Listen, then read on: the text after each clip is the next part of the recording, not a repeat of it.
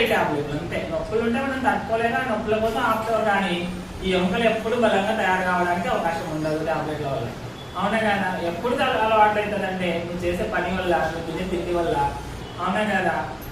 తర్వాత వచ్చేసి ఇంకేముంది, జీవక్రియ అంటే మన పొట్ట.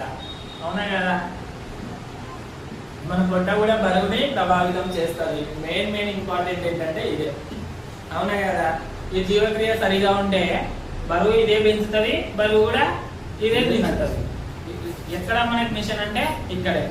ఎందుకు బరువు తగ్గిస్తుంది, ఎందుకు పెంచుతుంది అంటే మనం తినే తిండి వల్ల, మనం చేసే పని వల్ల. అవునా కదా? మిషన్లో రోజు చేస్తా ఉన్నాం, అవి బయటికి పోవట్లేదు. ఏమవుతుంది? పొట్ట ముందుకు వచ్చేస్తాయి. ఇప్పుడు ఒక సంచి ఉందండి, ఒక సంచిలో రోజు కొన్ని విత్తనాలు వేస్తా ఉన్నాం, కొద్ది రోజులకి ఏమవుతుంది, మరి నిండుతుంది. ఇంకా